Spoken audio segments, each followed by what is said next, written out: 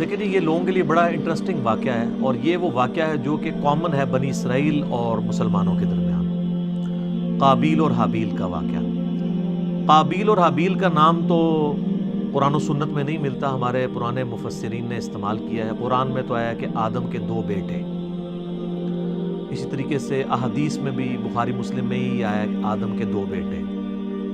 البتہ اگر آپ موجودہ جو دور میں کتاب مقدس اٹھائیں، جس کے اندر تورات بھی ہے، انجیل بھی ہے، نیو ٹیسٹمنٹ بھی، اولڈ ٹیسٹمنٹ بھی، اور کئی انبیاء کے صاحب بھی ظاہر ٹیمپرڈ فارم کے اندر، تو اس میں جو پہلا چیپٹر ہے نا آپ کو اولڈ ٹیسٹمنٹ میں، جس کو یہود و نصارہ دونوں مانتے ہیں، پیدائش کا چیپٹر، تو اس میں آپ کو شروع میں یہ قابیل اور حابیل کا واقعہ مل جائے گا کہ حضرت آدم علیہ السلام کے 2 بیٹے تھے، اور اس طریقے سے ایک بیٹے نے دوسرے کا قتل کر دیا۔ باقی جو اس کی ریزن بیان کی جاتی ہے وہ قتل کیوں ہوا، وہ ریزن تورات میں بھی اس طریقے سے نہیں ملتی جو پبلک کے اندر مشہور ہے۔ جو پبلک میں مشہور ہے اسرائیلی روایتوں کی وجہ سے وہ میں آپ کو بتا دیتا ہوں، نہ وہ مسلمانوں کے ہاں کو روایت ملتی ہے، نہ تورات کے اندر ہے۔ ہو سکتا ہے اسرائیلی روایتیں ہوں، تورات میں بھی اس طریقے سے واقعہ نہیں آیا، جنرل واقعہ ہے جو قرآن میں آیا ہے، اسی طریقے سے جنرل واقعہ۔ تورات میں ذرا زیادہ ڈیٹیل آئی ہے۔ مشہور یہی کیا ہوا انہوں نے کہ جی وہ حضرت آدم علیہ السلام کا ایک گھر، ان کے گھر جوڑا صبح کے وقت پیدا ہوتا تھا، لڑکی اور لڑکا، اور ایک شام کے وقت۔ تو جو صبح والا لڑکا ہوتا تھا اس کا نکاح شام والی لڑکی کے ساتھ کروایا جاتا تھا، اور شام والا جو لڑکا ہے اس کا نکاح صبح والی لڑکی کے ساتھ کروایا جاتا تھا، شروع میں جب انسانی نسل کو اللہ نے چلانا تھا۔ بعد میں تو محرم رشتے آ گئے۔ تو وہ کہتے ہیں کہ جی قابیل کے ساتھ جو لڑکی پیدا ہوئی تھی وہ خوبصورت تھی، اور جو حابیل کے ساتھ پیدا ہوئی تھی وہ اتنی خوبصورت نہیں تھی۔ تو جب رشتے کی باری آئی تو قابیل نے کہا نہیں، میں تو اس کے ساتھ ہی نکاح کروں گا، اور اللہ کے حکم کو توڑنے کی کوشش، یعنی اسرائیلی روایت میں آپ کو بیان کر رہا ہوں۔ اس کے اوپر پھر ان کے درمیان ٹھن گئی، اور اس کے بعد جو کچھ ہے نا وہ قرآن میں بھی ہے، تورات کے اندر بھی ہے، کہ دونوں نے اللہ کے حضور اپنی نظر پیش کی۔ یہ آپ کو پورا واقعہ جو ہے نا سورۃ المائدہ کے اندر آیت نمبر 27 سے لے کر 32 تک مل جائے گا، وہ آپ پڑھ لیجیے گا۔ سورۃ المائدہ آیت نمبر 27 سے لے کر 32 تک۔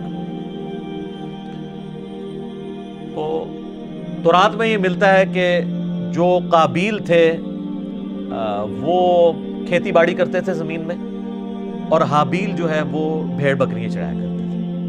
تو دونوں نے کہا ٹھیک ہے، ہم اللہ کے حضور قربانی پیش کریں گے، جس کی قربانی قبول ہو گئی نا اس کا موقف صحیح ہوگا۔ تو جو کسان تھا ظاہر ہے اس نے اپنی کھیتی پیش کرنی تھی، اس نے وہ اللہ کے سامنے پیش کی، اور حابیل جو تھا اس نے جو بھیڑ بکریاں یا کوئی مینڈا جو پالا تھا وہ دے دیا۔ وہ کہتے ہیں جی وہی مینڈا تھا جو اللہ نے اٹھا کے رکھ لیا، اور بعد میں حضرت ابراہیم علیہ السلام کے لیے وہ جو حضرت اسحاق کے لیے نازل ہوا بقول ان کے، اور ہمارے نزدیک حضرت اسماعیل کے لیے وہی مینڈا اتارا گیا تھا۔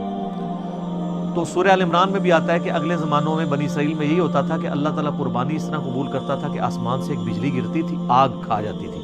جس کو آگ کھا جائے یہ قبولیت کی دلیل، یہ سورہ آل عمران میں ملتا ہے۔ ایون مال غنیمت وہ جنگوں میں جو لوٹتے تھے نا وہ لا کے رکھتے تھے، آگ آگے ختم کر دیتی تھی۔ اس لیے بخاری مسلم میں آیا نا کہ اللہ نے میرے لیے جو ہے وہ مال غنیمت حلال کر دیا جو اگلوں کے لیے نہیں تھا۔ اس امت میں آپ خود بھی یوز کر سکتے ہیں وہ مال غنیمت۔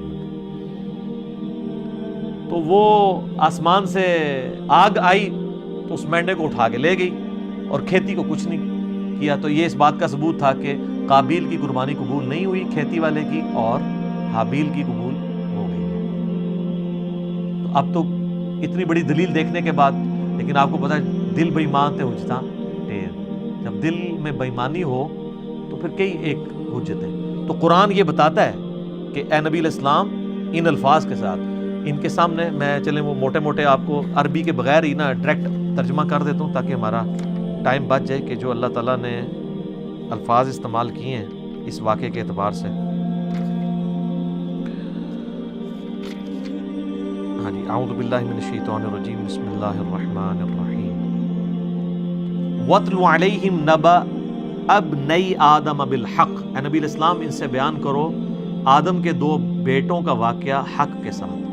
آگے میں اس کا صرف ترجمہ پیش کرتا ہوں۔ جب دونوں نے قربانی پیش کی اللہ کے حضور، اللہ نے ایک کی قبول کر دی، دوسرے کو کی قبول نہیں کی، تو وہ غصے میں آ کے اس نے کہا میں تمہیں قتل کروں گا۔ تو اس نے کہا کہ اللہ تعالیٰ صرف پرہیزگاروں سے ہی قربانی قبول کرتا ہے، اور اگر تو نے مجھے قتل کرنے کے لیے ہاتھ بڑھایا تو میں اپنا ہاتھ تجھے قتل کرنے کے لیے نہیں بڑھاؤں گا، کیونکہ میں اللہ سے ڈرتا ہوں جو تمام جہانوں کا پالنے والا ہے۔ میں چاہتا ہوں کہ تو اپنے گناہ کا بوجھ بھی اٹھا اور میرا بوجھ یعنی مجھے قتل کرنے کا بوجھ بھی تیرے اوپر پڑ جائے اور تو دوزخیوں میں سے ہو جائے، اور یہی ظالموں کی سزا ہے۔ یعنی تو ایسا ظالم ہے کہ تو نے اللہ کی بات نہیں مانی، تو میں تو چاہتا ہوں کہ تیرے ساتھ یہی ہو۔ تو اللہ تعالیٰ فرماتا ہے کہ اس کے نفس نے اسے ابھارا کہ اپنے بھائی کو قتل کر دے، پھر اس کے بعد وہ پھر خسارہ پانے والوں میں سے ہو گیا۔ پھر اس کو یہ پتہ نہیں چل رہا تھا کہ میں لاش کیسے سنبھالوں، کیونکہ اس کے پیچھے یہ انسانیت کا پہلا قتل تھا۔ بخاری مسلم میں حدیث ہے جب بھی کسی کو ظلماً قتل کیا جاتا ہے نا تو آدم کے اس بیٹے پہ بھی اس کا وبال پڑتا ہے، کیونکہ اس نے وہ بات شروع کی تھی۔ جو بدعت شروع کرے گا اس کے اوپر وبال ہوگا، اور اس کے اپنے وبال میں بھی کمی نہیں آئے گی جس نے یہ کام کیا۔ تو اللہ تعالیٰ نے ایک کوے کو بھیجا، اس نے زمین کو ریدی تو اسے پتہ چل گیا، اور وہ یعنی اسرائیلی روایتوں میں ملتا ہے کہ کوئی کوا تھا وہ مرا پڑا تھا، تو دوسرے کوے نے اس کے لیے زمین کھودی اور اس کو اس میں پھینک دیا، تو اس سے ان کو آئیڈیا آیا کہ میں اپنے بھائی کی لاش کو دفنا دوں۔ اس سے پہلے تو پریسیڈنٹ کوئی نہیں تھا۔ تو جو لوگ احادیث میں آئے ہوئے واقعات کا مذاق اڑاتے ہیں تو ہم ان سے کہتے ہیں قرآن میں تو آج تک ہم نے فزیکلی ایکسپیرینس میں تو کبھی کوے کو دوسرے کوے کو دفناتے ہوئے نہیں دیکھا۔ یہی واقعہ اگر بخاری مسلم میں ہوتا ہے، انہوں نے مذاق اڑانا تھا، تو وہ کہیں گے نہیں یہ اسپیشل کیس تھا، اللہ نے سکھانے کے لیے کیا، تو اللہ کر سکتا ہے، معجزہ ہے۔ تو پھر اس طرح کے جو واقعات بخاری مسلم میں آتے ہیں وہ بھی معجزات کے طور پہ ہوتے ہیں، ان کا مذاق نہیں اڑانا چاہیے۔ تو پھر اس نے کہا ہے افسوس میں اپنے بھائی جیسا نہیں ہوں، میں اس کوے جیسا نہیں ہو سکا کہ اپنے بھائی کو دفنا سکتا۔